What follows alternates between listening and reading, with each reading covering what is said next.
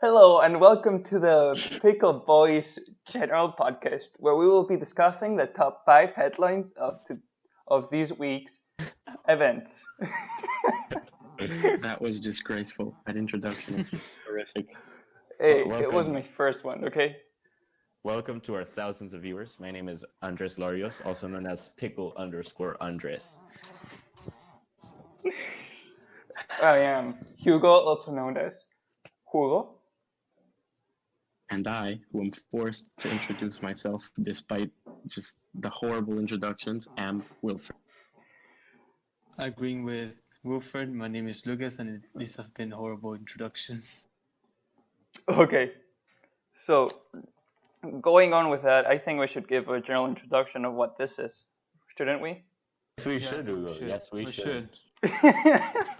Why don't you go ahead and give an introduction, Andres? Okay, so this podcast arose from the necessity to have cast hours. Yes, we are in the IB. Okay, no, our own, Initiative. I don't know, This was initiative. an initiative which arose from Yes. crisis.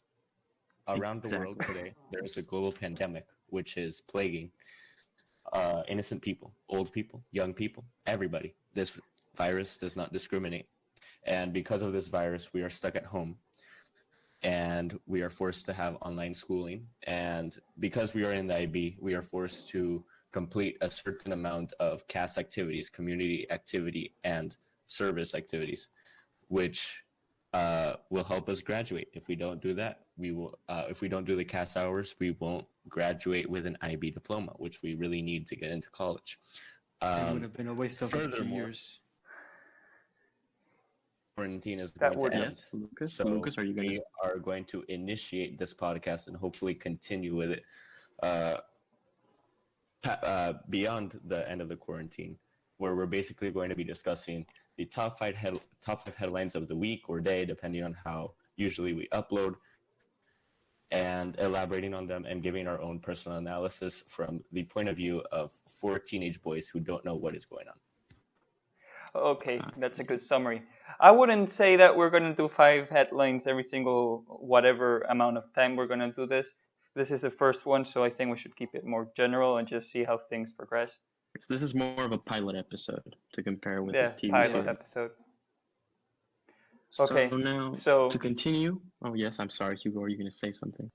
No, I think you should continue with Okay. it. Thank you so much. Now, to continue from what Andres was saying about the global pandemic, so the coronavirus disease, or otherwise known as SARS coronavirus disease number 2, which causes the disease COVID-19. As we know, it's spreading worldwide. It's very dangerous, which is why today the president of the Republic of Panama, in which we all live in, of course, has announced that a total quarantine will now be taking place 24 hours a day. So, guys, what do you think of this news? I think that's good. When I think that I think Okay, we're you a can go, couple of Hugo. days too late. this was established today, right? yeah, it was This was announced established today, an hour that ago. it was going to be 24 hours because originally it was going to be between 5 p.m. to 5 a.m. But then they just did for 24 hours, which I agree with. But it's You know. a very drastic measure, don't you think? No, think this I No. think drastic measure was taken too late, and you guys Yeah. can talk. Too late. yeah. Oh, I'm interesting. gonna put out a controversial opinion right there from the get-go. I know I'm very Go famous for it. for my controversial opinions, but let me say yes. this. Well, think about the thing is, this started in China and in Europe, right? Societies that I don't know China, but I know Europe is very different from here. Here in Latin American countries, there is the thing that not many people live from monthly to month salaries. Correct? There's many people that go out on the streets and need to earn a living True. from True. being a store vendor or something. But the thing is, if you maintain them quarantined and without being able to get income, without being like you don't give them the tools to earn money, there is a breaking point. There is a point in which families cannot sustain themselves, and sooner or later people are going to be forced to go out there and face the virus, right? What So- okay.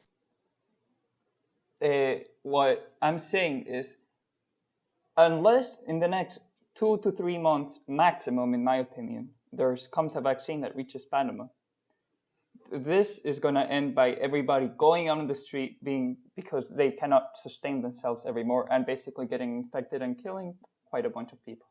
So I think that instead of that, you should just get done with it and let people get infected. I know. Well, I agree with your concern, Hugo, but I don't agree with your solution. I think we know that people dying overall is a horrible thing. As Obama once said during the Sandy Hook school shooting, even one death is too many deaths, and I stand by that. And although when the coronavirus was mostly prevalent in China and in Asia, I wasn't very concerned about it. And in fact, I would have stood by your point then. Once the issue comes closer to home, you start to realize that this problem isn't the fault of the people. This problem is the fault of the government and the institutions which have power over the government.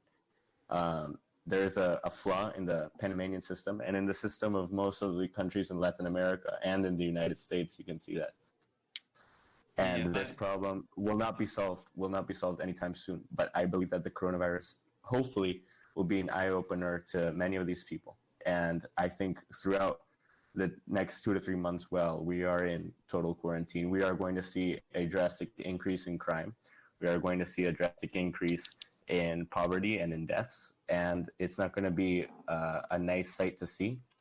But hopefully, the people will rise up and will demand a change in the government. I agree with your point on this. I also do agree with your point about that we're going to see an increase in poverty, but I think that we're only going to see a drastic increase or a major increase in crime rates. And not all, for example, if we take Panama, for example, specifically Panama City, I don't think that, for example, in Costa del Este, which is where the four of us live in, I don't think that we will see that much of a rise in crime. Yes, there is some crime rate in our area, but I don't think it's going to be as much. And that significant increase is going to be located in more neighborhoods, like, for example, Curundú, which already is high activity of illegal activities. And I do agree with you that there are flaws in the government. And although there are these flaws, I think that also, as you said before, that they've taken this measure too late. Because, for example, I'm going to take it back to my personal experience. When I used to live in Argentina in 2009, we had there was the virus going around, and the government didn't take good measures, and the people reacted poorly. They all went to the hospital at the same time, for example, and more people got infected. But what I saw with the coronavirus is that they learn from their mistakes. When the first cases began to appear, they already began to take precautions. They already began to close sites of large areas. And then, like a week or almost 2 weeks ago, they began to place quarantines, and they've been on lockdown, like full quarantine for more than a week, I'd say, if I remember correctly. So I do agree with you that it was taking measures and most of your points. But specifically the part of the crime rates, I only agree, but in certain areas. I don't think it's going to be a whole trend that we're going to see in all the places. Well, that's actually very interesting that you mentioned that, Lucas. And to go back to one of your previous points, that you mentioned that you think that these preventative measures are effective, but they may have been implemented a bit too late. Now, what I actually think of this is that Panama's surprisingly done a pretty good job of containing the virus so far, despite having this very high amount of cases.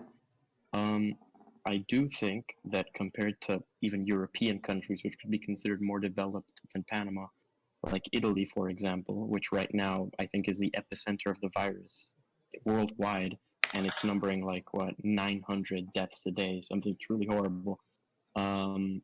And actually, one of the reasons that that's actually happening is because they didn't implement measures early enough.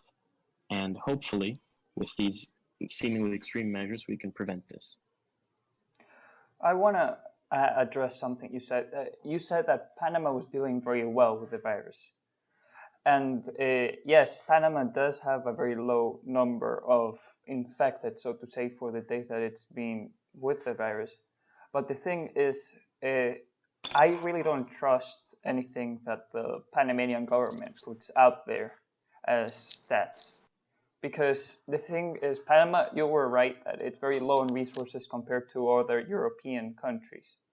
So the truth is that they are not going to do as much tests. If someone gets infected, the chances that there is that they go down, they record them as one of the infected is much lesser. Take for example, we've all heard the statistics that it causes 3 to 4% deaths, right, per infected.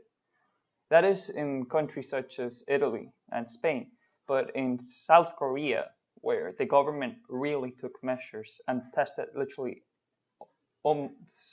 such a large percentage of the population, even those who didn't present any symptoms, they lowered it down to decimals of a percentage of deaths per case. So I don't believe that Panama really dealt with it, such as that the numbers that appear on the newspapers cannot be truly trusted to their full extent. Well, it's really interesting that you mentioned that, Hugo. Are you insinuating that the government can't be trusted, or are you just saying that they're hiding facts for the benefit of the people? I'm not saying anything. I'm just it could be. I'm not going to say it couldn't be. I mean, do we? Try to finish your thought. Okay, thank you, Andres. Thank you, Pickle, Andres. Do we all believe that China has the thing controlled? Because that's what they say. Do all of you believe that? Well, at this point, I think. At this point, for sure, but not beforehand. I agree with Andres. And I don't think they. I think they really lied about the numbers, but now they have it under control for sure. Okay. Well, this is Hugo, interesting you mentioned this. Yes, Lucas, go ahead. Hugo, do you mistrust and don't confide in the Panamanian government specifically, or does it also apply to other governments? Oh, it applies to all the governments. I think the only true government that did this correctly was South Korea. I truly do. The rest of the governments did a meh job. So what do you think the Chinese government in Latin America actually we're living in a very good place right now, because the fact that Panama has recorded the more cases per capita than any other Latin American country could also be a false statistic, or it could be showing something that we're not expecting from the statistic, because the fact that we have recorded more cases in this country doesn't mean that the per capita, of course, not in general,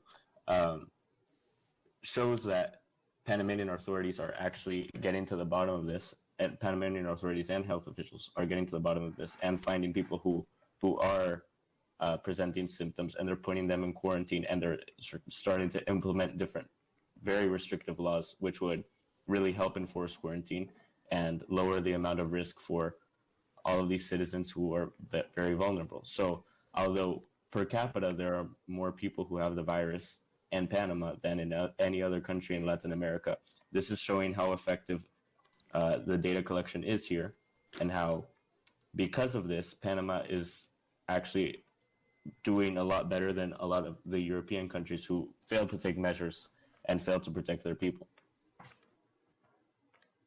I actually do agree with Andres. I do consider that the fact that there's more reported cases in Panama, or at least confirmed cases, simply means that the Panamanian government is dispensing more tests, and, as Andres so eloquently put it, getting to the bottom of this. Now, the other governments, for example, Brazil's government, I think Brazil is the most cases in all of Latin America from the Johns Hopkins disease spread map. And Of course, Brazil has a massively larger population than Panama, so that could explain. But the fact that Panama is so close to Brazil in terms of cases simply means that Panama is doing, I even dare to say that, good of a job. And in relation to Hugo's point about the Chinese government, and if really it's getting better, I would hope it's getting better, especially since this morning I read an article in the BBC which said that the quarantine in the city of Wuhan, in which the virus originated, is actually being, or the lockdown, sorry, is actually being removed soon. I can't remember specifically, but it's being removed quite soon. And this hopefully is a sign of improvement, and that, for example, and I actually would like to bring up, let's say, the global economy or the stock market. So what do you guys think about this immense downturn that the global economy has faced? Well, what else is to be expected? If businesses aren't working, of course, stock markets are going to crash. I'm not sure. Is it as bad as 2008 right now? No. I haven't read too much about it. It is headed in that direction though, Yeah, because it's getting there. we've had the stock market has been going up and down, which is always a very bad sign, and has mostly been going down. But today it had its biggest surge of 2,100 points. Yeah. But we don't know how long that will last, because the stock market has kept surging, but that has mostly been for like safety buys of different stocks to prevent different measures, or people are selling at a lower price just to stay alive, you know. And before we continue with this podcast, we'd just like to inform our listeners, our faithful thousands of listeners, of an important PSA. So, guys, keep in mind, as the government of Panama has said so many times, hashtag quédate en casa, hashtag stay at home. So please don't spread the virus. And of course, wash your hands. Use hand sanitizer as much as possible. If you come in contact with something that may not be clean, just wash your hands. And if you can't wash your hands at the moment, please use hand sanitizer. It's for the betterment of everyone. Wilfred is doing his patriotic duty right now. Oh yes. I haven't left my house in 2 weeks, so I don't think I could have touched anything. I only Neither leave have I only leave my house if I have to walk my dog. That's all. Oh, yeah, exactly. I've left I once also. in a drive. That's it. I didn't even go out of the car. Okay. Well, What a simple. Okay. well, thank you, Andres, for that amazing word in terminology. And actually, in terms of these new words and new terminologies, I've heard that the Zoomers are at it again.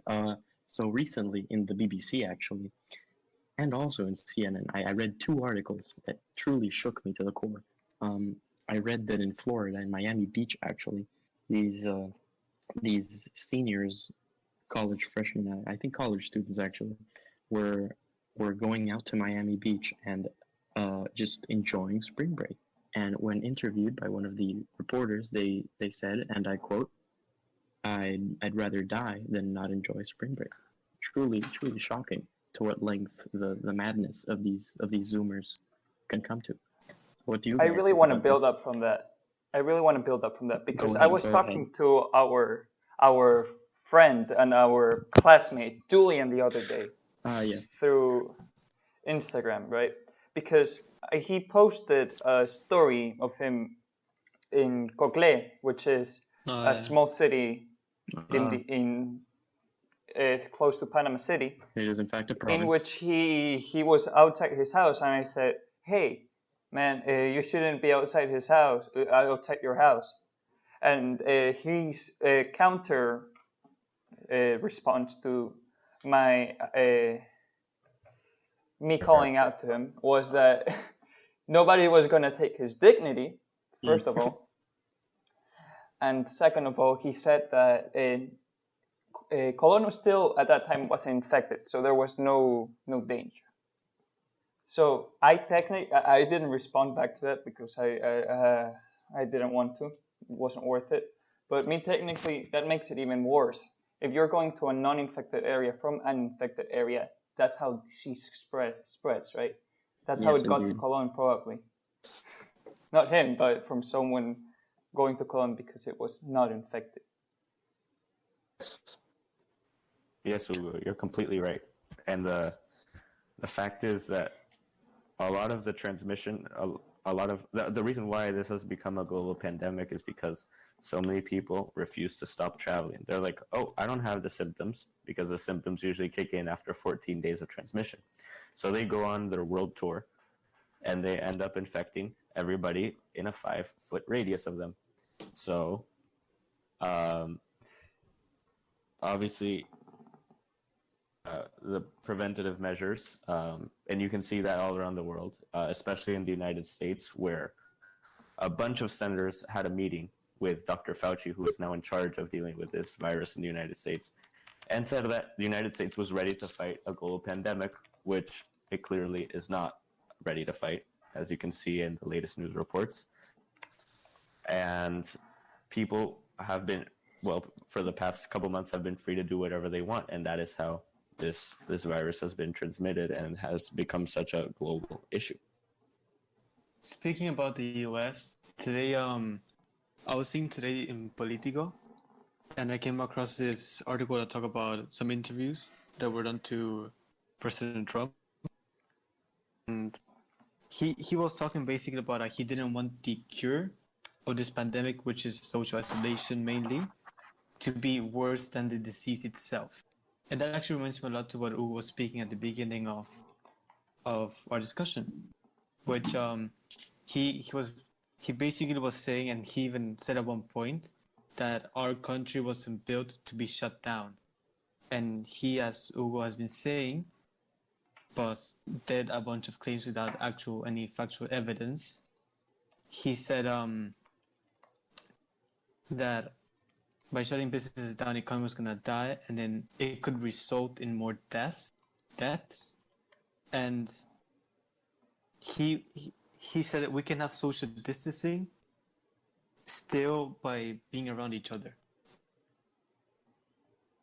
I agree with Trump. Hygiene.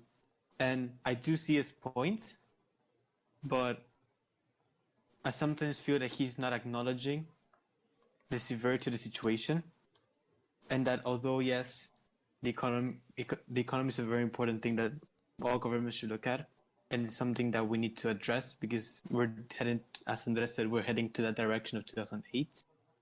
We also have to take into considerations and not diminish the severity of the situation, because if, as Andres said at the start, one death is too many deaths, and we cannot keep on diminishing the importance and severity again of the situation, because we've seen the extent that it can go to, and although there's many backlashes, if we need to have quarantine, we need to have social distancing, we have to do it.